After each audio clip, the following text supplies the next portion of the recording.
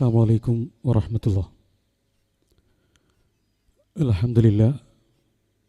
الحمد لله رب العالمين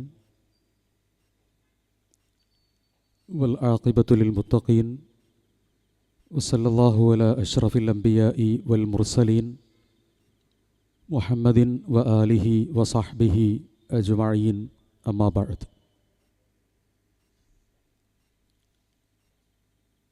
വേദിയിലുള്ള ബഹുമാന്യ വ്യക്തിത്വങ്ങളെ, സഹോദരങ്ങളെ, സഹോദരിമാരെ, പ്രിയപ്പെട്ട നാട്ടുകാരെ,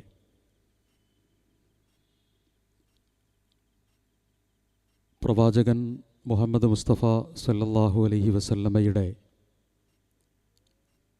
മരണവാർത്ത മദീനയുടെ തെരുവോരങ്ങളിൽ ഒരു ചെവിയിൽ നിന്ന് മറ്റൊരു ചെവിയിലേക്ക്, ഒരു ചുണ്ടിൽ നിന്ന് മറ്റൊരു ചുണ്ടിലേക്ക് പടരുകയും ദുഃഖസാന്ദ്രമായ ഒരു സാഹചര്യം രൂപപ്പെടുകയും ചെയ്തു. ഉമർ റളിയല്ലാഹു അൻഹു നബിയുടെ മരണത്തെ ഉൾക്കൊള്ളാൻ കഴിയാത്തതിൻ്റെ പേരിലുള്ള പ്രതികരണം മതപാഠങ്ങൾ നന്നായി പഠിച്ച ഈ അരീക്കോട് പ്രദേശത്ത് വിശദീകരിക്കേണ്ടതില്ല.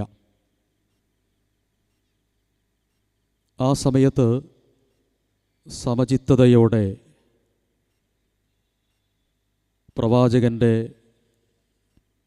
ഏറ്റവും അടുത്ത കൂട്ടുകാരനായ അബൂബക്കർ റളിയല്ലാഹു അൻഹു പറഞ്ഞ വാക്ക്, മൻ കാന യഅ്ബുദു മുഹമ്മദൻ വഇന്നഹു ഖദ് മാത്. ആരാണോ മുഹമ്മദ് നബിയെ ആരാധിക്കുന്നത്,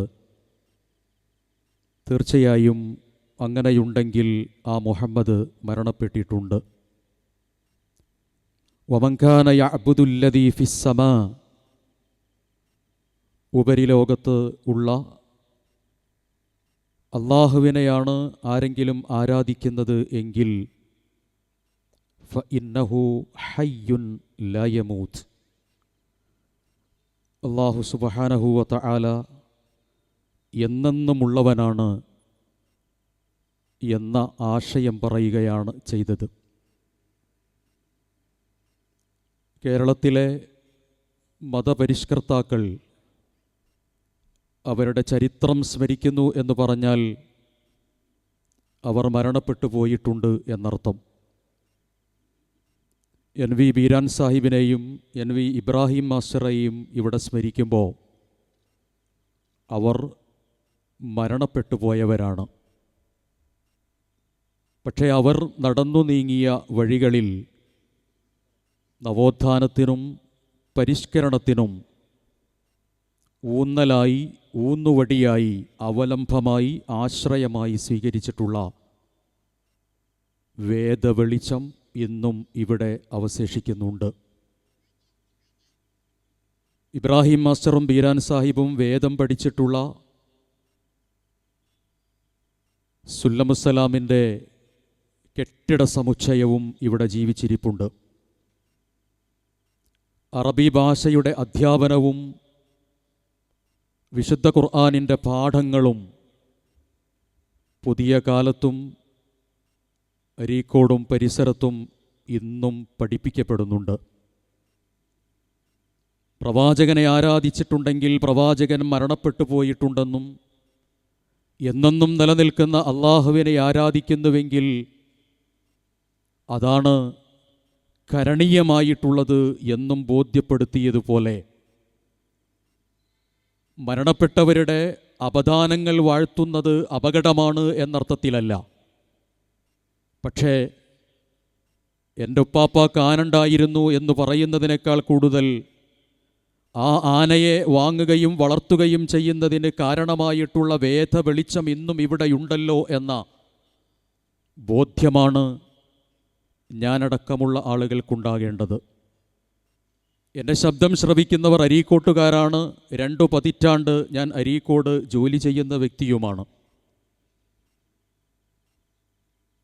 അതുകൊണ്ട് വേദവെളിച്ചമാണ് നവോത്ഥാനത്തിനും പരിഷ്കരണത്തിനും ഈ മഹാമനീഷികളായ രണ്ടാളുകൾക്ക് ശക്തി പകർന്നിട്ടുള്ളത് എന്ന അടിസ്ഥാനമാണ് എന്തുകൊണ്ട് ബീരാൻ സാഹിബിനെയും ഇബ്രാഹിം മാസ്റ്ററെയും ഇവിടെ സ്മരിക്കുന്നു, അവരുടെ ചരിത്രത്തിൽ നിന്ന് പാഠം ഉൾക്കൊള്ളാനുള്ള ആഹ്വാനങ്ങൾ നടത്തുന്നു എന്ന ചോദ്യത്തിൻ്റെ ഉത്തരം. ബുദ്ധി എന്നതിന് അറബിയിൽ അഖൽ എന്നാണ് പറയുക. അഖല എന്ന് പറയുന്ന പദം മനുഷ്യൻ്റെ ആദിമാവസ്ഥയിലേക്ക് കൂടി ചേർത്ത് പറയാൻ പറ്റുന്നൊരു പദമാണ്. ഐൻ, ഖാഫ്, ലാം, ഈ 3 പദങ്ങളിലേക്കാണ് മനുഷ്യൻ്റെ ആദിമാവസ്ഥയെ ചേർത്ത് കെട്ടിയിട്ടുള്ളത്. അഥവാ ഭ്രൂണം എന്നതിന് ഈ 3 അക്ഷരങ്ങളും ചേർത്തിട്ടാണ് ഉപയോഗിക്കുന്നത്. അലഖ്, അലക്കും അഖലും ഒരേ പദമാണ് എന്നല്ല ഞാൻ പറയുന്നത്, അതിലെ ഉപയോഗിച്ച അക്ഷരങ്ങളൊന്നാണ്. അള്ളിപ്പിടിക്കുകയും മറ്റൊന്നിൽ തൂങ്ങി നിൽക്കുകയും ചെയ്യുക എന്ന ഭാഷാർത്ഥം പ്രകടിപ്പിക്കാൻ ഉപയോഗിക്കുന്ന ഭ്രൂണം, അട്ട എന്ന അർത്ഥം രേഖപ്പെടുത്തിയിട്ടുള്ള അലഖ് എന്ന പദം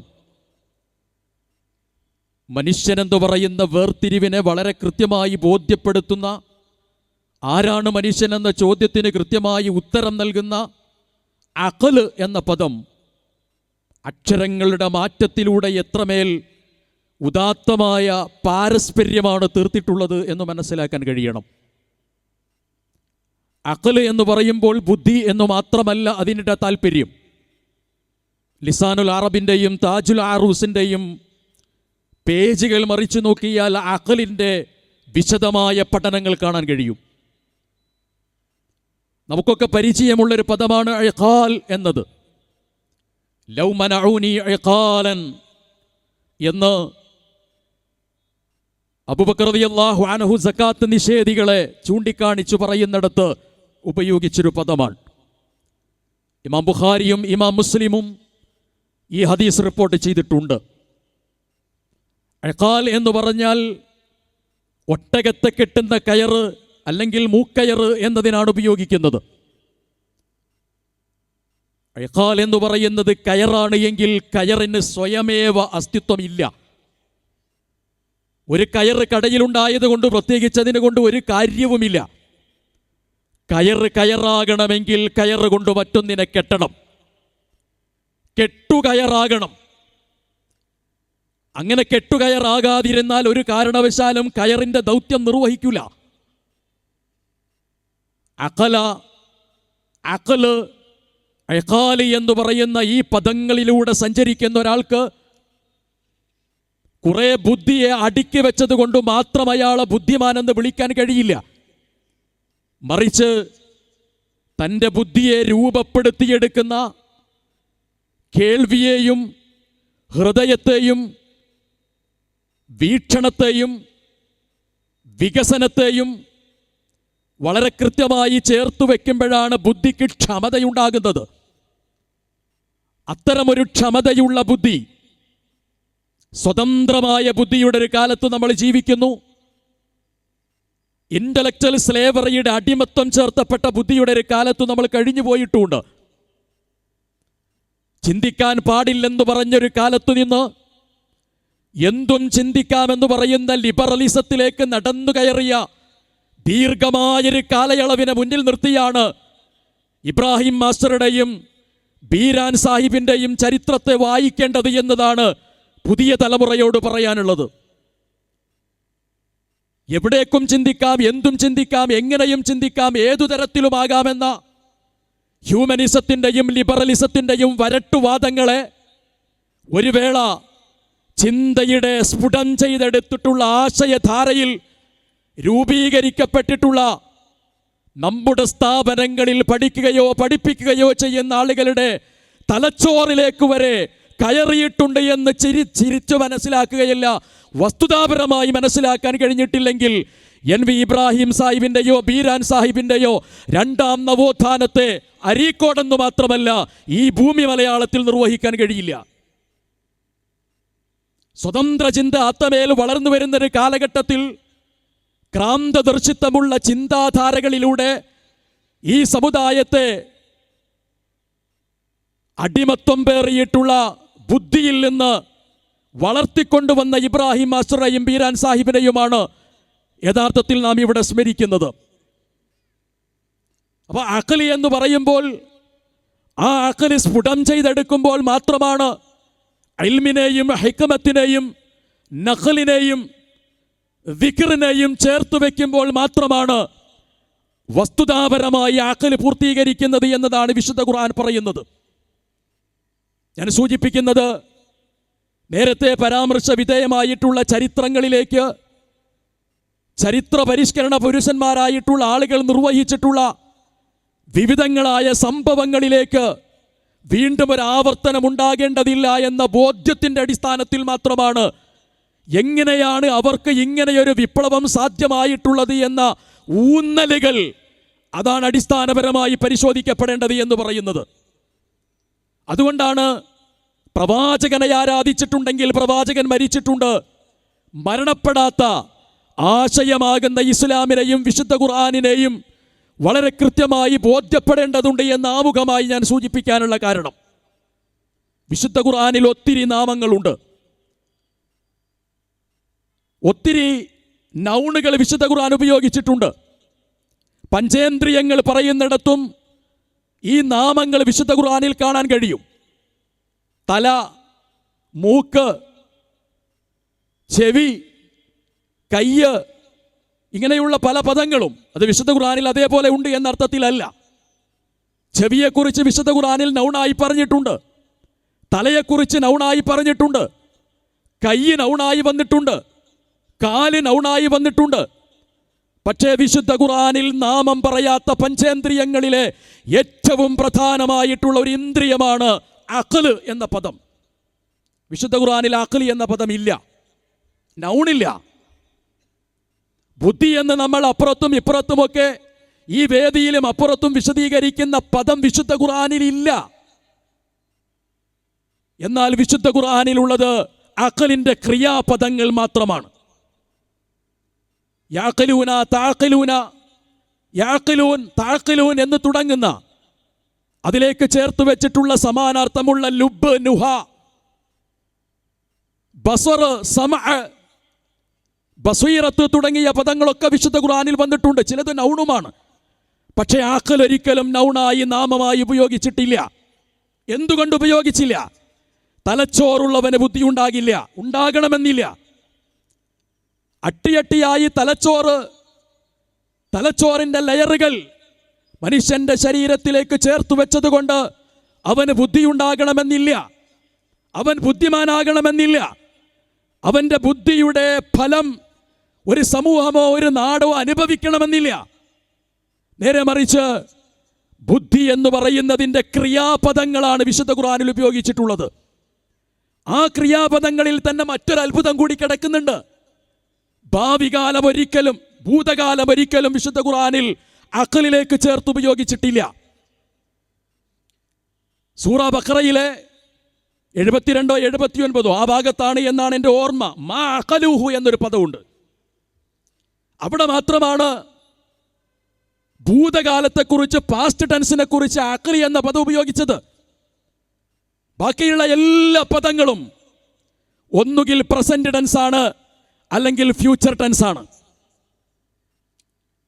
എന്താണ് ഈ പ്രസന്റ് ടെൻസും ഫ്യൂച്ചർ ടെൻസും? മുതാരിയായ പദങ്ങളിലൂടെ, അതിൻ്റെ വിവിധ രൂപങ്ങളിലൂടെ കടന്നു വരുന്ന ഭാഷാപ്രയോഗങ്ങളുടെ അർത്ഥം എന്താണ്?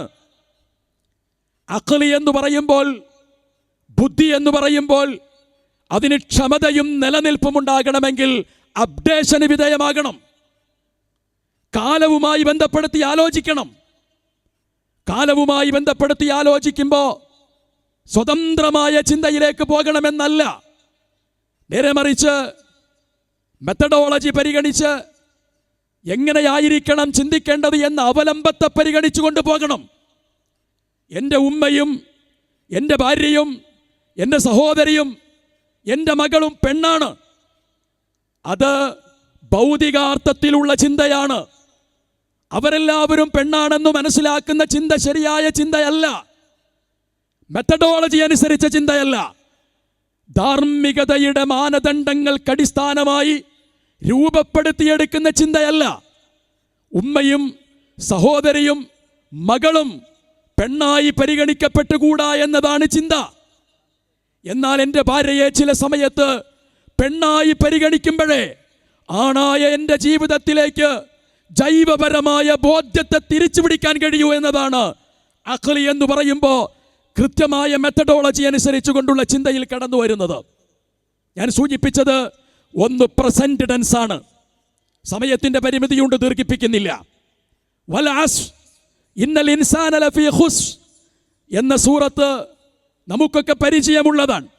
ഒരു വേള വല്ലസ്രിയല്ലേ എന്ന് നമ്മൾ പറയാറുമുണ്ട്.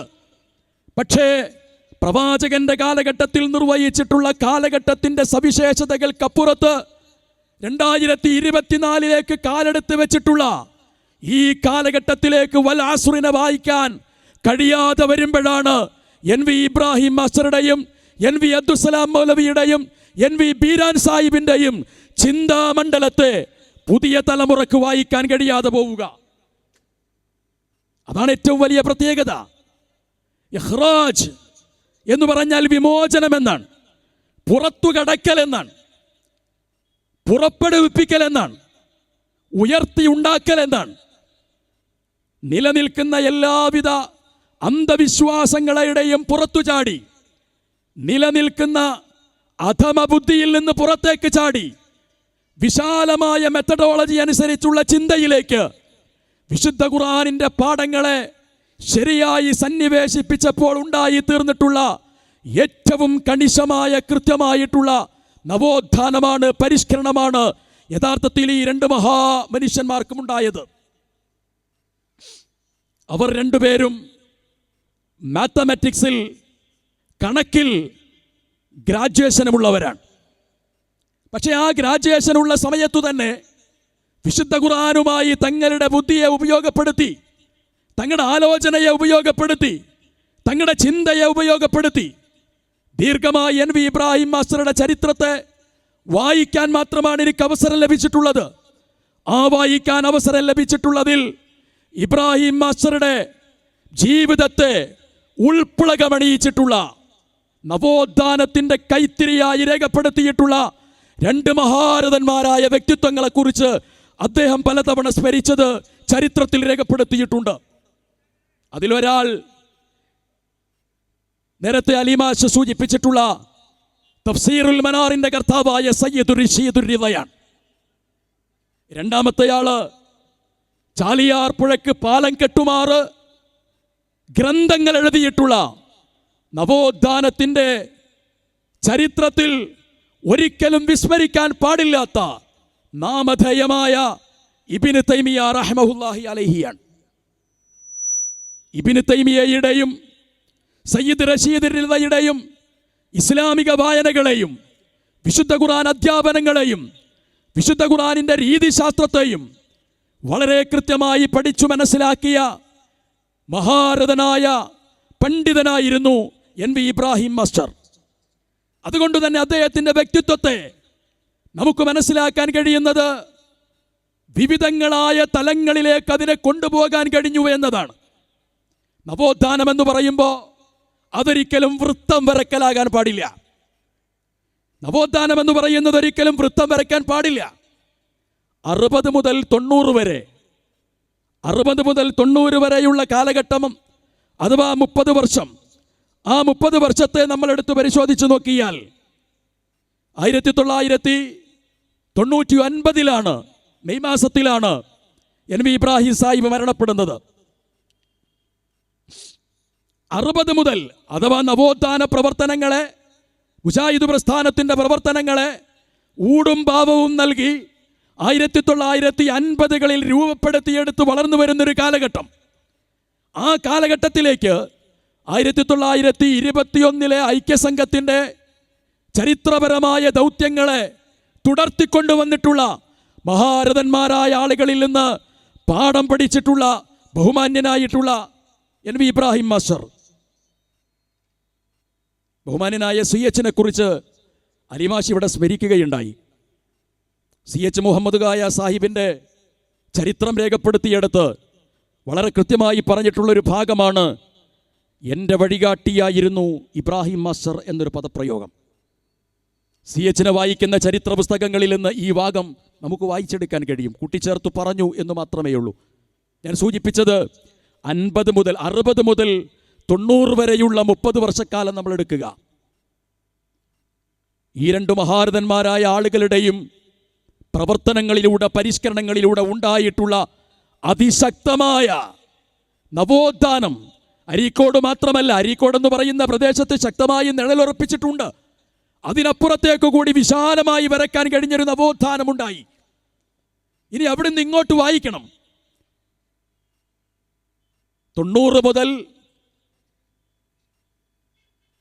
2020 വരെയുള്ള 30 വർഷം കൂടി വായിച്ചു നോക്കൂ. 90 മുതൽ 2020 വരെയുള്ള യാത്രയുടെ പരിഷ്കരണത്തിൻ്റെ സാഫല്യങ്ങളും 50 മുതൽ 90 വരെയുള്ള 30 വർഷത്തിൻ്റെ വളർച്ചയുടെ ഗ്രാഫും എടുത്ത് പരിശോധിച്ചാൽ എവിടെയാണ് ഏറ്റവും കൂടുതൽ വളർച്ചയുടെ ഗ്രാഫ് ഉണ്ടാകുന്നത് എന്ന് നിഷ്പക്ഷമായി വിലയിരുത്തുന്ന ആളുകൾക്ക് ഗ്രഹിക്കാൻ കഴിയും. ആ ഒരു തിരിച്ചറിവാണ് യഥാർത്ഥത്തിൽ നമുക്ക് ആവശ്യമുള്ളത്. മതനവോത്ഥാനം എന്ന് പറയുന്നത് വിശുദ്ധ ഖുർആനിൻ്റെ പരിഭാഷക്കപ്പുറത്തേക്ക് എന്തുകൊണ്ടാണ് വളർന്നു പോകാത്തത് എന്ന ആലോചന ഈ സമയത്ത് പ്രസക്തമാകണം. വിദ്യാഭ്യാസ നവോത്ഥാനം എന്ന് പറയുന്നത് ആർട്സ് ആൻഡ് സയൻസ് കോളേജിൻ്റെ പ്രവർത്തനങ്ങൾക്കപ്പുറത്തേക്ക് എന്തുകൊണ്ടാണ് 95-ന് ശേഷം നീട്ടിവരക്കാൻ കഴിയാത്തത് എന്ന് നമുക്ക് ആലോചിക്കാൻ കഴിയണം. രാഷ്ട്രീയപരമായ നവോത്ഥാനത്തെ ജില്ലാ പഞ്ചായത്തിൻ്റെ സാരഥ്യത്തിലേക്ക് കടന്നുവന്ന് അതിനപ്പുറത്തേക്ക് വളർത്തിയെടുക്കാൻ കഴിയുന്ന രാഷ്ട്രീയപരമായൊരു പ്രബുദ്ധാവസ്ഥ എന്തുകൊണ്ടാണ് ഒരു പ്രദേശത്ത് നിന്ന് ലഭ്യമാകാത്തത് എന്ന് രാഷ്ട്രീയ നവോത്ഥാനവുമായി ബന്ധപ്പെടുത്തി ആലോചിക്കാൻ കഴിയണം. സാംസ്കാരികമായ രംഗത്ത് ഏറ്റവും കൂടുതൽ ഔന്നിത്യമുള്ളൊരു പ്രദേശമായി വളർന്നു വന്ന പഴയകാലത്തെ 30 വർഷത്തെക്കാൾ കൂടുതൽ സാംസ്കാരികമായ ച്യുതികളില്ലാത്ത ഏറ്റവും മഹോന്നതമായൊരു കാലഘട്ടത്തിലേക്ക് സമീപമായ 30 വർഷത്തെ വരുത്തിയെടുക്കാൻ എന്തുകൊണ്ട് കഴിയുന്നില്ല എന്ന ആലോചന പ്രസക്തമാകണം. അങ്ങനെ പ്രസക്തമാകുമ്പോൾ മാത്രമേ യഥാർത്ഥത്തിൽ ഈ നവോത്ഥാന നായകന്മാരോട് നമുക്ക് ഇന്ന് ചെയ്യാൻ കഴിയാവുന്ന ഏറ്റവും വലിയ കടപ്പാട് രേഖപ്പെടുത്താൻ കഴിയുകയുള്ളൂ. നവോത്ഥാന നായകന്മാരുടെ ഏറ്റവും വലിയ ഒന്ന്, നവോത്ഥാനം എന്ന് പറയുന്നത് ഒരിക്കലും വട്ടം വരക്കലാകരുത് എന്ന് ഞാൻ പറഞ്ഞു. നവോത്ഥാനം എന്ന് പറഞ്ഞത് കേട്ടെഴുത്തല്ല. നമുക്ക് പലപ്പോഴും നവോത്ഥാനം എന്ന് പറയുന്നത് ഒരു ഡിക്റ്റേഷനാണ്. പൂർവ്വചരിത്രത്തെ സ്മരിക്കുന്നത് തെറ്റല്ല. വിശുദ്ധ ഖുർആനിൽ ചരിത്ര പഠനങ്ങളുണ്ട്, വിശുദ്ധ ഖുർആനിൽ ചരിത്ര അധ്യാപനങ്ങളുമുണ്ട്. ആ പഴയകാല ചരിത്രങ്ങളെ കൃത്യമായി വായിക്കുകയും ചിന്തിക്കുകയും ചെയ്തതിനു ശേഷം അതിൻ്റെ അടിസ്ഥാനത്തിൽ പുതിയ കാലത്തെ രൂപപ്പെടുത്തുകയാണ് വേണ്ടത് എന്നതാണ് വിശുദ്ധ ഖുർആൻ സൂചിപ്പിക്കുന്നത്. പക്ഷേ എൻ്റെ ഉപ്പാപ്പാക്കാനുണ്ടായിരുന്നു എന്നതുപോലെ തന്നെ പഴയകാല ചരിത്രത്തെ ആവർത്തിച്ചു പറഞ്ഞ് വീണ്ടും വീണ്ടും കേട്ട് ആ കേട്ടത് തന്നെ വീണ്ടും കേൾക്കുകയും എഴുതിയത് തന്നെ വീണ്ടും എഴുതുകയും ചെയ്യുക എന്ന് പറയുന്ന കേട്ടെഴുത്ത് വിദ്യയായി നവോത്ഥാനം പരിഗണിക്കപ്പെടാൻ പാടില്ല. നവോത്ഥാനം എന്ന് പറയുന്നത് അത് നീട്ടിവരക്കാവുന്ന സമാന്തര രേഖകളാണ്. ആ സമാന്തര രേഖകൾ അഥവാ അസ്തമനമില്ലാത്ത പ്രക്രിയക്കാണ് നവോത്ഥാനം, പരിഷ്കരണം എന്ന് പറയുക. അസ്തമനമുണ്ടാകാൻ പാടില്ല. തുടക്കമുണ്ടായി. ആ തുടക്കത്തിൽ നിന്ന് എത്രത്തോളം അതിനെ സമാന്തര രേഖകളായി വളർത്തിയെടുക്കാൻ സാധിക്കുമോ അങ്ങനെ വളർത്തിയെടുക്കാൻ കഴിയുമ്പോഴാണ് യഥാർത്ഥത്തിൽ അത് ഗൗരവമായ ചിന്തക്ക് കാരണമായി തീരുന്നത്. ഐക്യസംഘത്തിൻ്റെ പൊന്നാനിയും അരീക്കോടും തമ്മിലുള്ള വ്യത്യാസങ്ങളെക്കുറിച്ചുള്ള ഗവേഷണാത്മകമായിട്ടുള്ള പഠനം ആവശ്യമാണ്. പൊന്നാനി എന്ന് പറയുന്നത് മതപരമായ പ്രവർത്തനങ്ങളുടെ സൈനുദ്ദീൻ മഖ്ദൂം നവോത്ഥാന പ്രവർത്തനത്തിൻ്റെ മലയാളക്കരയിലെ ആദ്യ ഭാഗമായി എഴുതപ്പെടുകയോ വായിക്കപ്പെടുകയോ ചെയ്യേണ്ടതാണ്.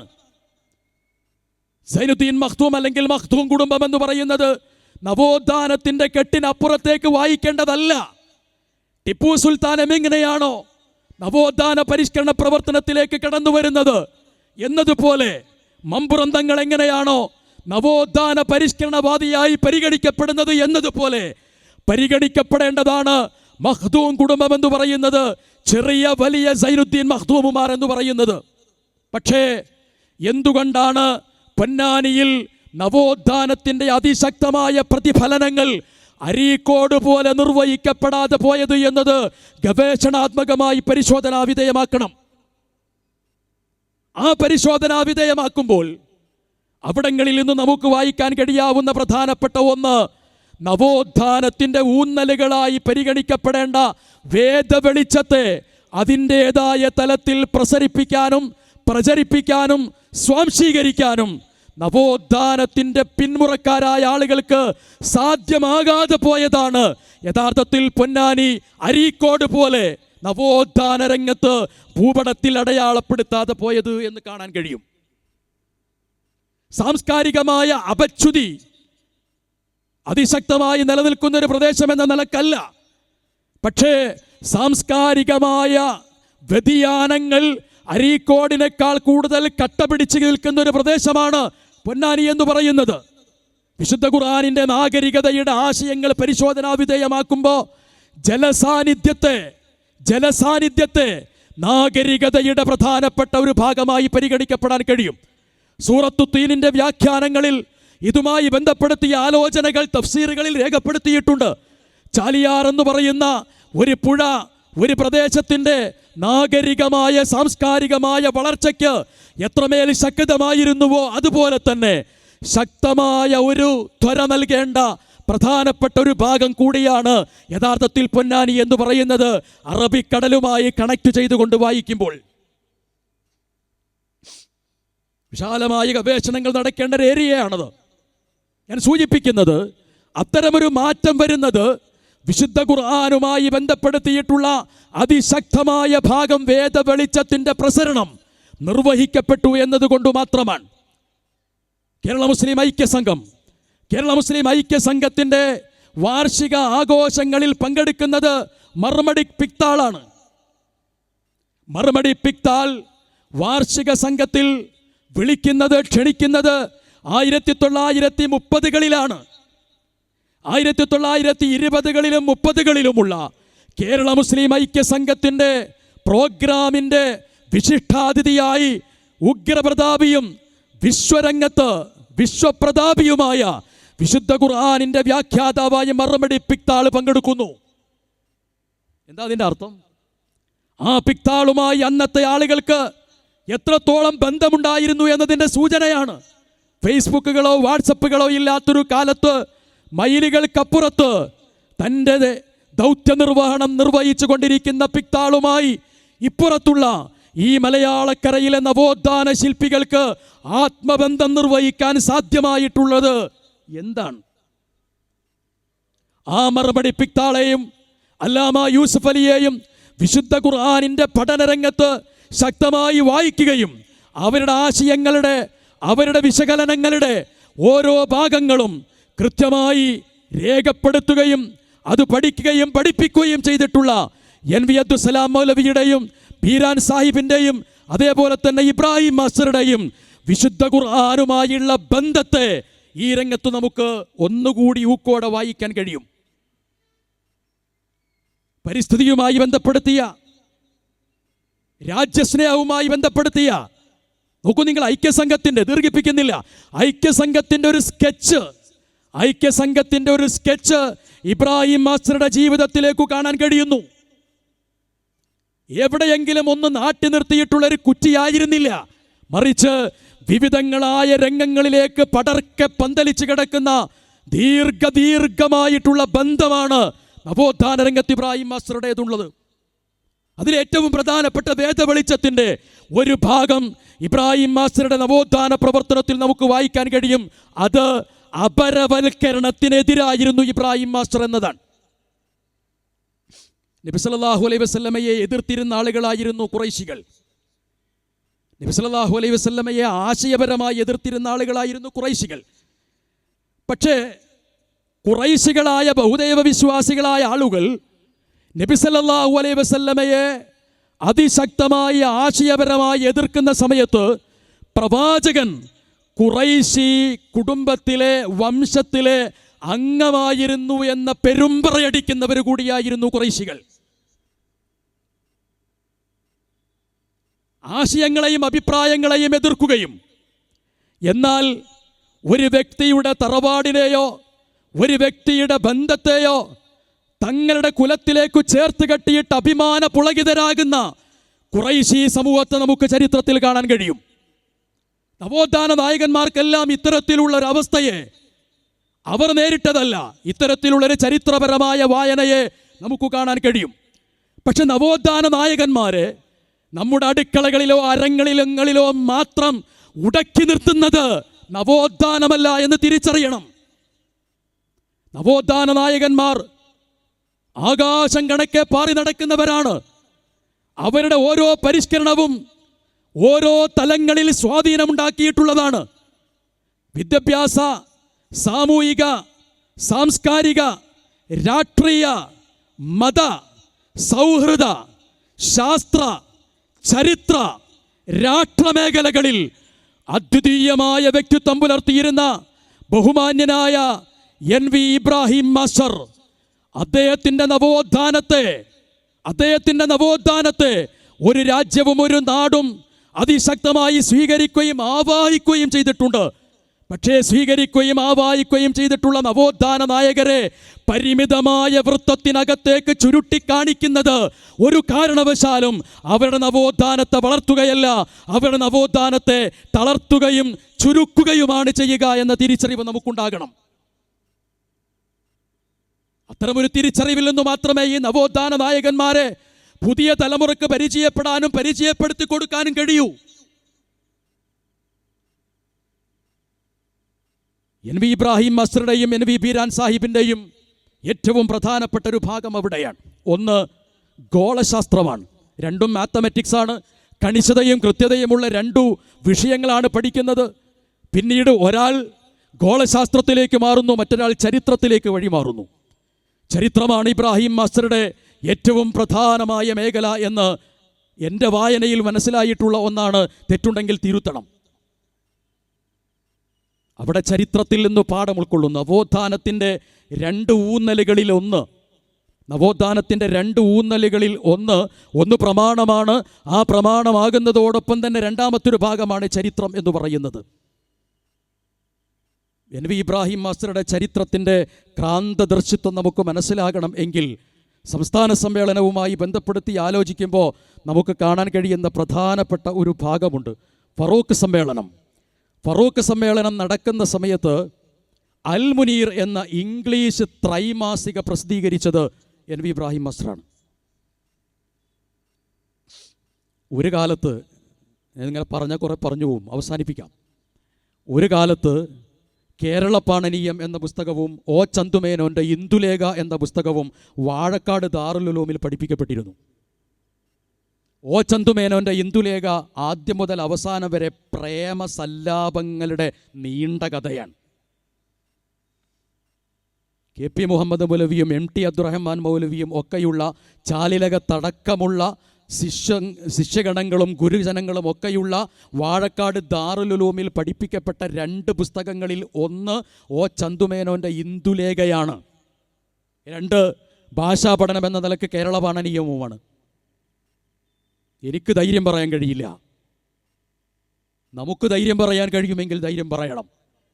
ഇന്ന് അധുനാതനമായ കാലഘട്ടത്തിൽ, ചാറ്റ് GPT കാലഘട്ടത്തിൽ മലയാള ഭാഷ പഠിക്കുന്നതിനോ അല്ലാത്തതിനോ വേണ്ടിയിട്ട് അറബിക് കോളേജിൻ്റെ സിലബസിലേക്ക് O ചന്തുമേനോൻ്റെ ഇന്ദുലേഖ വന്നാലുണ്ടാകുന്ന കോലാഹലത്തിന് എത്രത്തോളം ദീർഘമുണ്ടാകുമെന്നൊന്ന് ആലോചിച്ച് നോക്കുക. ഞാൻ സൂചിപ്പിക്കുന്നത് അവരുടെ നവോത്ഥാന കാഴ്ചപ്പാടുകളെ അപ്പടി കോപ്പിയടിച്ച് പുനരാവിഷ്കരിക്കണമെന്ന് പറയാനല്ല.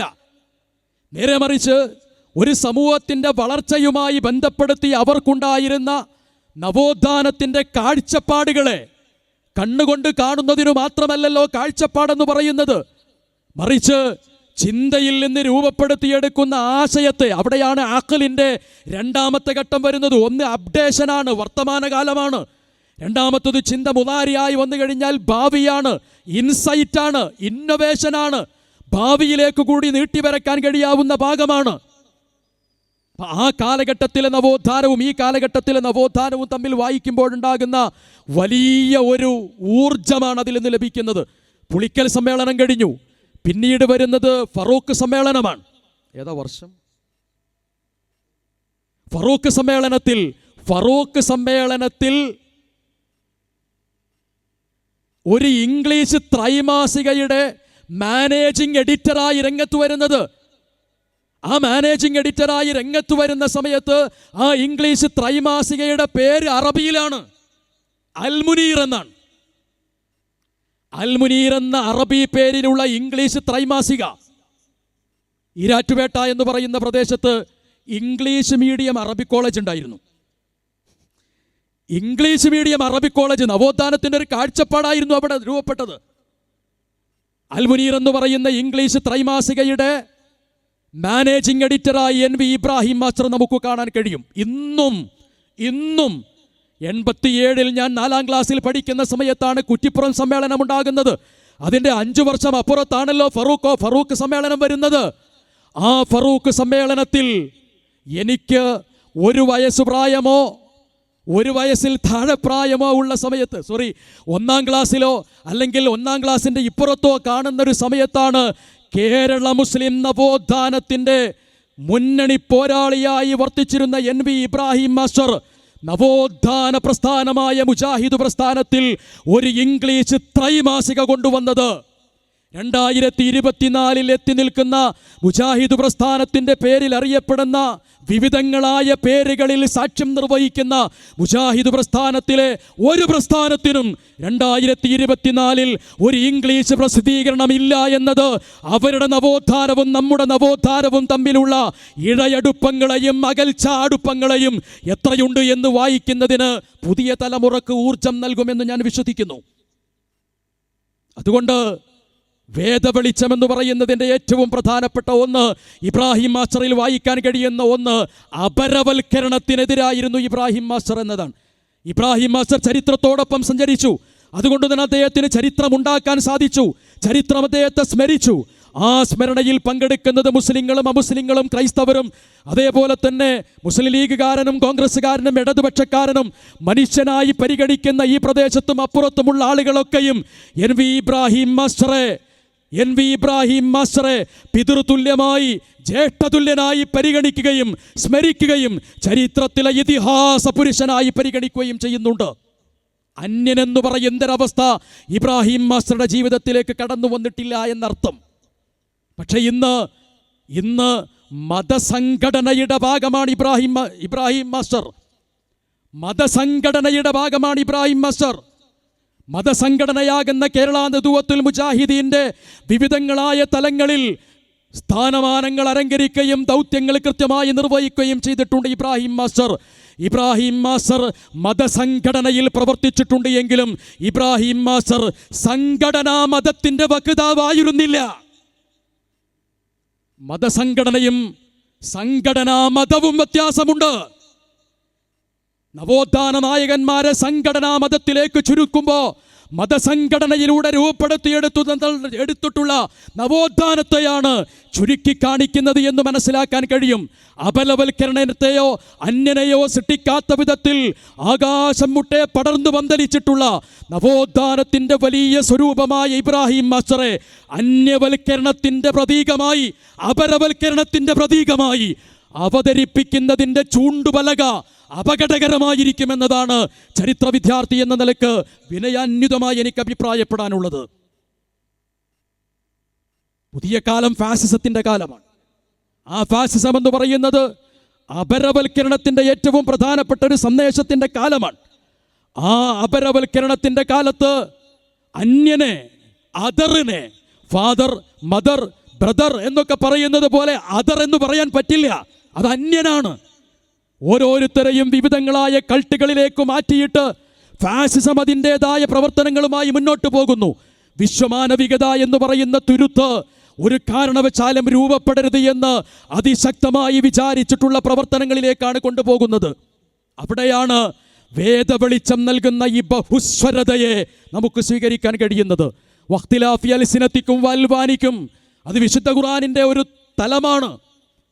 വിവിധ വർണ്ണങ്ങൾ, വിവിധ ജാതികൾ, വിവിധ രൂപങ്ങൾ, വിവിധ ദേശക്കാർ, നിറഭാഷഭേദ വ്യത്യാസങ്ങൾക്കനുസരിച്ച് മനുഷ്യരായി പരിഗണിക്കണമെന്ന വിശുദ്ധ ഖുർആനിൻ്റെ വെളിച്ചത്തെ, വേദവെളിച്ചത്തെ ജീവിതത്തിൻ്റെയിലേക്ക് തിരിച്ചു കൊണ്ടുവന്നിരുന്നു ഈ രണ്ട് മഹാരഥന്മാരായ ആളുകൾ.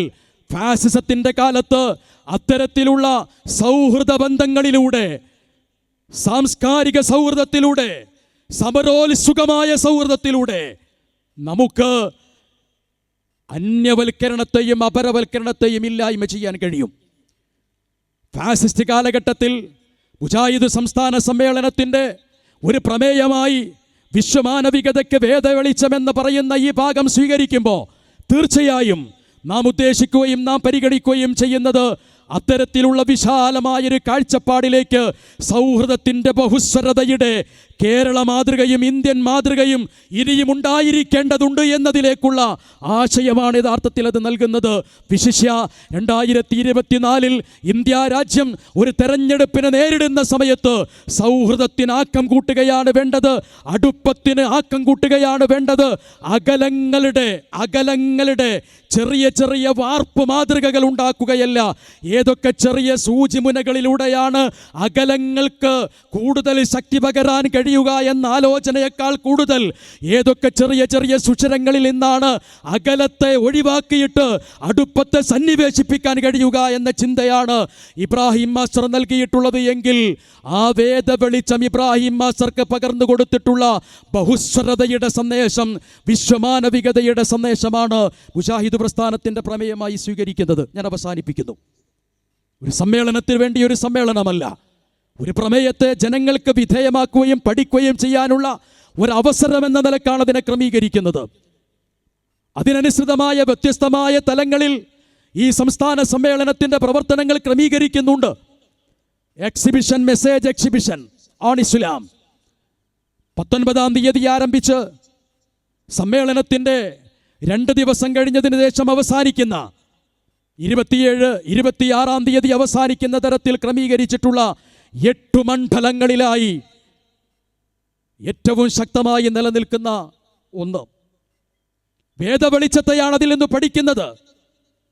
കാഴ്ചക്കപ്പുറത്തേക്ക് കാണേണ്ട ചില കാര്യങ്ങൾ കാണാൻ, സമുദ്രാന്തര ഭാഗത്തു നിന്ന് ഇസ്ലാമിൻ്റെയും വേദവെളിച്ചത്തിൻ്റെയും അദ്വിതീയമായ അത്ഭുതത്തെ മനസ്സിലാക്കാൻ ഓരോ തലങ്ങളിലേക്കും മനുഷ്യൻ്റെ ചിന്തയോടും മനുഷ്യൻ്റെ ബുദ്ധിയോടും മനുഷ്യൻ്റെ സ്മരണയോടും മനുഷ്യനോടും സംവദിക്കുന്ന അധുനാതനമായ സംവിധാനത്തോടുകൂടി ക്രമീകരിക്കുന്ന മെസ്സേജ് എക്സിബിഷൻ 19-ാം തീയതിയാണ് ആരംഭിക്കുന്നത്.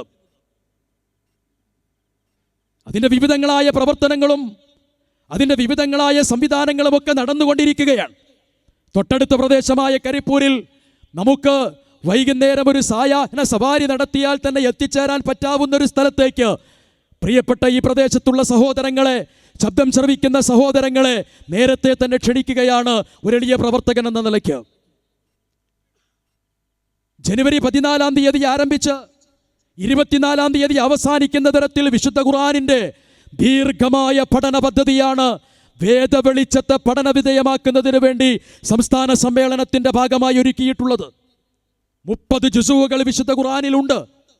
ആ 30 ജുസുകളെ 30 ഭാഗങ്ങളാക്കി 30 സെഷനുകളാക്കി 30 മണിക്കൂർ കൊണ്ട് വിശുദ്ധ ഖുർആനിനെ സമഗ്രമായി പഠിക്കാൻ കഴിയുന്ന അവസരമൊരുക്കുകയാണ് 2024 ജനുവരി 14-ാം തീയതി ഞായറാഴ്ച മുതൽ 24-ാം തീയതി വരെയുള്ള സമയം.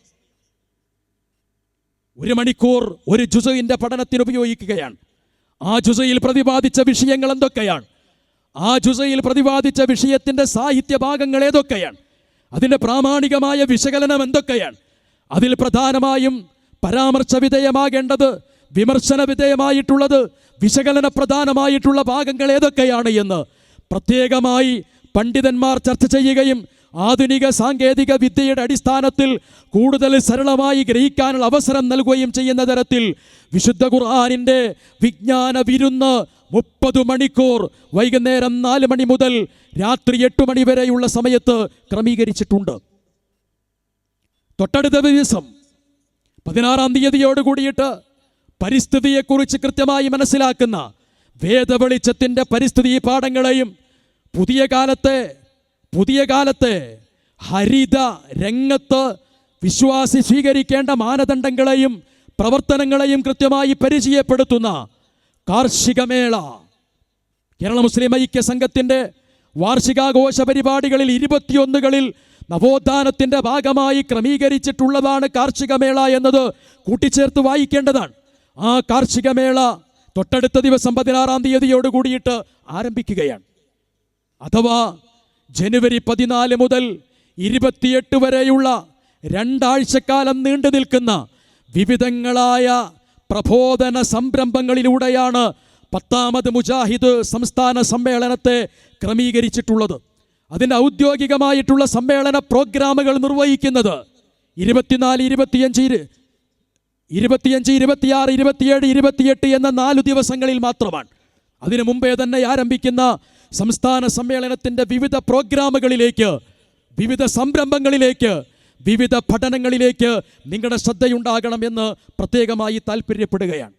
നോളജ്, ഇസ്ലാമിക് നോളജ് ഹൗസ് എന്ന നിലയ്ക്ക് വിശുദ്ധ ഖുർആനിൻ്റെ ഏറ്റവും പ്രധാനമായി പരിഗണിക്കേണ്ട 15 വിഷയങ്ങളെക്കുറിച്ച് ദീർഘമായി അപഗ്രഥന വിധേയമായി അവതരിപ്പിക്കുന്ന 2 ഓഡിറ്റോറിയങ്ങളിലായി ക്രമീകരിക്കുന്ന പഠന പദ്ധതിയും 24, 25, 26, 27, 28 തുടങ്ങിയ ദിവസങ്ങളിൽ പ്രത്യേകമായി ക്രമീകരിച്ചിട്ടുണ്ട്.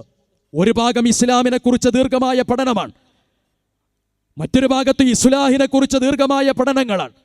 നവോത്ഥാനത്തിൻ്റെ ആശയങ്ങളെയും ആദർശങ്ങളെയും കീഴ്മേൽ മറിക്കുകയും ഏകദൈവ വിശ്വാസത്തിൻ്റെ തന്മയത്വമുള്ള നവോത്ഥാന പ്രവർത്തനങ്ങളിലൂടെ കടന്നു വന്നിട്ടുള്ള സ്വച്ഛന്തമായ കലർപ്പില്ലാത്ത ആദർശങ്ങളെ അവ്യക്തതയുള്ള ആദർശങ്ങളിലേക്ക് ചുരുക്കുമ്പോൾ അപകടകരമായ രീതിയിൽ നവോത്ഥാനത്തിൻ്റെ ആദർശത്തെ ചോദ്യം ചെയ്യാൻ യാഥാസ്ഥികരായ ആളുകൾ വരെ രംഗത്തു നിൽക്കുമ്പോൾ ഇസ്ലാഹി പ്രസ്ഥാനവിധ പര്യന്തം പുലർത്തിപ്പോന്നിട്ടുള്ള ആശയ ആദർശങ്ങളെ ശരിയായ രീതിയിൽ പ്രാമാണികമായി വിശകലനം ചെയ്യുന്ന 15ഓളം പഠനങ്ങൾ നിർവഹിക്കുന്ന ഇസ്ലാഹ് എന്ന സെഷൻ പ്രത്യേകമായി സമ്മേളനത്തിൽ ക്രമീകരിച്ചിട്ടുണ്ട്. ഞാൻ അവസാനിപ്പിക്കുന്നു. സമ്മേളനത്തിൻ്റെ പ്രോഗ്രാം അതിൻ്റെ അവസാന ഘട്ടത്തിലേക്ക് നീങ്ങിക്കൊണ്ടിരിക്കുന്നു. ഒരു സമ്മേളനം എന്നത് ആൾക്കൂട്ടങ്ങളെ കാണിക്കാനുള്ളതല്ല. മുജാഹിദ് പ്രസ്ഥാനം ആര് നടത്തിയാലും അങ്ങനെയല്ല അതിലുള്ളത്. ആൾക്കൂട്ടങ്ങളുടെ എണ്ണവണ്ണങ്ങളിൽ അഭിമാനം നടിക്കുകയും അതിൻ്റെ അടിസ്ഥാനത്തിൽ സമ്മേളനത്തിൻ്റെ ഉയർച്ചയും തളർച്ചയും വളർച്ചയും ഒക്കെ പരിഗണന വിധേയമാക്കുന്നത് അത് അല്പത്തരം മാത്രമാണ്. മറിച്ച് ഒരു പ്രസ്ഥാനം എന്ന നിലക്ക് അതിൻ്റെ ആദർശം എത്ര ശക്തമായിട്ടാണ് നവോത്ഥാന രംഗത്തും പ്രബോധന രംഗത്തും ഉപയോഗപ്പെടുത്തുന്നത്, അതാണ് യഥാർത്ഥത്തിൽ സംസ്ഥാന സമ്മേളനങ്ങളിലൂടെയും ശാഖാ സമ്മേളനങ്ങളിലൂടെയും ഫലമായി കടന്നു വരേണ്ടത്. അതുകൊണ്ട് മുജാഹിദ് പ്രസ്ഥാനത്തിൻ്റെ ഈ സംസ്ഥാന സമ്മേളനത്തിലേക്ക് നിങ്ങളുടെ ഏവരുടെയും ശ്രദ്ധയുണ്ടാകണമെന്ന് വളരെ വിനയപൂർവ്വം താല്പര്യപ്പെട്ടുകൊണ്ട് ഞാൻ എൻ്റെ വാക്കുകൾക്ക് വിരാമം കുറിക്കുകയാണ്. 2 മഹാവ്യക്തിത്വങ്ങളെ നമ്മൾ സ്മരിച്ചതുപോലെ ഇനിയും ഒരുപാട് വ്യക്തിത്വങ്ങളെ സ്മരിക്കാനുണ്ട്. പുതിയ കാലം എന്ന് പറയുന്നത് പഴയ കാലമല്ല എന്ന് മനസ്സിലാക്കണം. പുതിയ കാലമെന്ന് പറയുന്നത് പഴയ കാലമല്ല. പുതിയ കാലത്തിൻ്റെ ചിന്തയും പുതിയ കാലത്തിൻ്റെ ആലോചനയും പുതിയ കാലത്തിൻ്റെ ഗവേഷണവും പുതിയ കാലത്തിൻ്റെ നിർദ്ധാരണ രീതികളും ഒക്കെ വ്യത്യസ്തമാണ്. അത് എങ്ങനെയാണോ പോകുന്നത് അതിനൊപ്പം ഇസ്ലാമിനെയും മതത്തെയും കൊണ്ടുപോകണം എന്നല്ല ഇവിടെ സൂചിപ്പിക്കുന്നത്. നേരെ മറിച്ച് ഇസ്ലാമിൻ്റെ അടിസ്ഥാനപരമായ 2 ഊന്നലുകളെ കൃത്യമായി മുഖവിലക്കെടുത്തുകൊണ്ട് തന്നെയായിരിക്കണം പോകേണ്ടത്. NV പീരാൻ സാഹിബ് ഗോളശാസ്ത്രവുമായി ബന്ധപ്പെടുത്തി അതിശക്തമായ ക്രാന്തദർശിത്വമുള്ള ആശയങ്ങൾ അവതരിപ്പിച്ചു. പീരാൻ സാഹിബിൻ്റെ കുടുംബത്തിൽ തന്നെയാണ് അഹമ്മദ് കുട്ടി സാറിനെയും നമുക്ക് കാണാൻ കഴിയുന്നത്. പെങ്ങളെ മകനല്ലേ അഹമ്മദ് കുട്ടി സാഹിബിനെയും നമുക്ക് കാണാൻ കഴിയുന്നത്. ഗോളശാസ്ത്രത്തിൻ്റെ മഹാപ്രതിഭകളായി മുസ്ലിം ലോകത്ത് കാണാൻ കഴിയുന്ന 2 ഭാഗങ്ങളാണത്. വല്ലിപ്പയായ മുഹമ്മദ് അമാനി മൗലവിയുടെ വിശുദ്ധ ഖുർആൻ വിവരണത്തിൻ്റെ ഭാഗങ്ങൾ നിങ്ങൾ വായിക്കുന്ന സമയത്ത് അവിടെ മാപ്പിനെ കുറിച്ച ഭൂമിശാസ്ത്രത്തെക്കുറിച്ച്, ഖഗോളങ്ങളെക്കുറിച്ചുള്ള പഠനങ്ങളുടെ വലിയ ഭാഗങ്ങൾ എഴുതി രേഖപ്പെടുത്തിയത് കാണാൻ കഴിയും. ആ കാലഘട്ടത്തിൽ മുസ്ലിം ലോകം കൈകാര്യം ചെയ്തിരുന്ന വിഷയങ്ങളിൽ, വിശിഷ്യ കേരളത്തിൻ്റെ നവോത്ഥാന മണ്ഡലത്തിൽ കൈകാര്യം ചെയ്തിരുന്ന വിഷയങ്ങളിൽ ഖഗോളജ്ഞാനവും അതേപോലെ തന്നെ ഭൂമിശാസ്ത്രവും ഇഴചേർന്ന് കിടന്നിരുന്നു എന്നത് നമുക്ക് മനസ്സിലാക്കാൻ കഴിയുന്ന ഒന്നാണ്. കണക്കിൻ്റെയും കാഴ്ചയുടെയും രംഗങ്ങളിലേക്ക് നവോത്ഥാനത്തിൻ്റെ അക്ഷരങ്ങളെ ചേർത്ത് വായിച്ചുകൊണ്ട് അപകടകരമായ തരങ്ങളിലേക്ക് കടന്നു പോവുക എന്നർത്ഥത്തിലല്ല. നേരെ മറിച്ച് അവർ നമുക്ക് മുമ്പിൽ നടന്ന് നമുക്ക് കാണിച്ചിട്ടുള്ള ആ ദിശാവെളിച്ചത്തെ പുതിയ കാലഘട്ടത്തിലിരുന്നു കൊണ്ട് അവതരിപ്പിക്കാൻ കഴിയണം. എല്ലാം അങ്ങനെ കഴിയില്ല. മഅഖൂലും മാനവിയും തഅബ്ബുദിയുമായ രണ്ട് ഭാഗങ്ങൾ ഇസ്ലാമിനുണ്ട്. വേദവെളിച്ചത്തിലും അത് കാണാൻ കഴിയുന്നതാണ്. മഅഖൂൽ മാനവി എന്ന് പറഞ്ഞാൽ മനുഷ്യൻ്റെ സവിശേഷതയായ വിവേചന ബുദ്ധിയുടെ ഓരോ തലങ്ങളിലും ഗവേഷണാത്മകമായി ആലോചിച്ചുകൊണ്ട് ഇസ്ലാമിൻ്റെ സത്യതയെ ബോധ്യപ്പെടുത്തുന്ന സനുരിയഹും ആയാത്തിന എന്ന് പറയുന്ന വിശുദ്ധ ഖുർആനിൻ്റെ ഭാവി ക്രിയകളിലേക്ക് ചേർത്ത് വെച്ചിട്ടുള്ള ഭാഗം, അതാണ് ഒന്ന് മഅഖൂൽ മാനവി എന്ന് പറയുന്നത്. വിശുദ്ധ ഖുർആൻ പരിചയപ്പെടുത്തിയ സക്കാത്ത് എത്രത്തോളം ദാരിദ്ര്യ നിർമ്മാർജ്ജനത്തിനും സാമൂഹിക വികസനത്തിനും സാമ്പത്തിക ക്ഷമതക്കും ഉപയോഗപ്പെടുത്താൻ കഴിയുമോ എന്നത് സാമ്പത്തിക ശാസ്ത്രത്തിൻ്റെയും ആധുനിക വികസന ശാസ്ത്രത്തിൻ്റെയും ഡെവലപ്മെൻറ്റ് തിയറികളുടെയും അടിസ്ഥാനത്തിൽ വിശകലന വിധേയമായി അവതരിപ്പിക്കാൻ നമുക്ക് സാധിക്കും. അത് മഅഖൂൽ മാനവിയാണ്. എന്നാൽ എന്തുകൊണ്ടാണ് 100 രൂപയ്ക്ക് 2.5 രൂപയാണ് സക്കാത്ത് വരേണ്ടത് എന്ന കാര്യം ഏതൊരുത്തൻ്റെ ചിന്തയിലും ഏതൊരുത്തൻ്റെ യുക്തിയിലും ഇരുന്നു കൊണ്ട് സ്ഫുടം ചെയ്തെടുത്താലും ഇല്ലെങ്കിലും ശരി ബോധ്യപ്പെടുത്തി കൊടുക്കാൻ കഴിയില്ല. അത് തഅബ്ബുദിയായ കാര്യമാണ്, ആരാധനാബന്ധിതമായ വിഷയമാണ്. അതുകൊണ്ട് തന്നെ സമിഅനാ വഅതഅനാ എന്ന് പറയുന്ന രംഗത്താണ് അതിൻ്റെ താല്പര്യമുള്ളത്. അങ്ങനെ പറഞ്ഞെങ്കിൽ അങ്ങനെ അത് സ്വീകരിക്കണം. കഅബയെ തവാഫ് ചെയ്യുമ്പോൾ ആൻറ്റി ക്ലോക്ക് വൈസ് ആണെന്ന് പറയുമ്പോൾ അതെന്തുകൊണ്ട് എന്ന ചോദ്യത്തിന് ബുദ്ധിപരമായി ഒരുപക്ഷെ നമുക്ക് വിശകലന പ്രധാനമായി അവതരിപ്പിക്കാൻ പ്രയാസങ്ങൾ വന്നിരിക്കാം.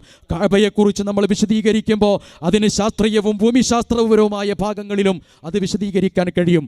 അപ്പോൾ മതം പരിചയപ്പെടുത്തുന്ന മഅഖൂൽ മാനവിയായ തലങ്ങളിലേക്ക് വേദവെളിച്ചത്തിൻ്റെ ആശയത്തെ അതിശക്തമായി മനസ്സിലാക്കി മുന്നോട്ട് പോകുന്നത് കൊണ്ട് തന്നെയാണ് യഥാർത്ഥത്തിൽ അത്തരമൊരു നവോത്ഥാനം ഇവിടെ നടന്നിട്ടുള്ളത്, അരീക്കോട് നടന്നിട്ടുള്ളത് എന്നാണ് മനസ്സിലാക്കാൻ സാധ്യമാകുന്നത്. അതുകൊണ്ട് പുതിയ തലമുറ ഇസ്ലാമിനെയും മതത്തെയും വായിക്കുന്ന സമയത്ത് തഅബ്ബുദിയും മഅഖൂലും മാനവിയും വേർതിരിച്ച് മനസ്സിലാക്കുകയും നവോത്ഥാനത്തിൻ്റെ ഊന്നലുകൾ എവിടെയായിരുന്നു അവർ സ്വീകരിച്ചത്, എങ്ങനെയാണ് അവൾ വളർന്നത് എന്ന കാര്യം തിരിച്ചറിയുകയും ചെയ്ത് പുതിയ കാലഘട്ടത്തിൽ പ്രബോധന പ്രവർത്തനത്തിൻ്റെ ഊന്നുവടികളായി മുന്നോട്ട് പോകാൻ നാം പരിശ്രമിക്കുക. സർവാധിനാഥനായ പടച്ചതമ്പുരാൻ നമുക്കേവർക്കും തൗഫീക്ക് നൽകുമാറാകട്ടെ.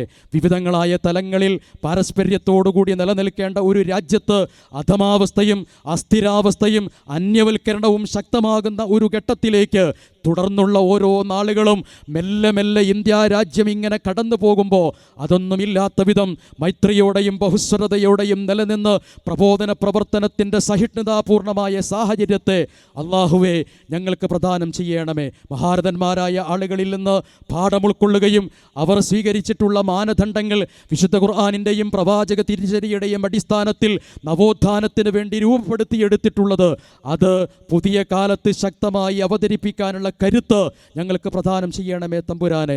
റബ്ബനാ ആതിനാ ഫിദ്ദുനിയാ ഹസന വഫിൽ ആഖിറതി ഹസനതൻ വഖിനാ അദാബന്നാർ വൽഹംദുലില്ലാഹി റബ്ബിൽ ആലമീൻ. അസ്സലാമു അലൈക്കും വറഹ്മത്തുള്ളാഹി.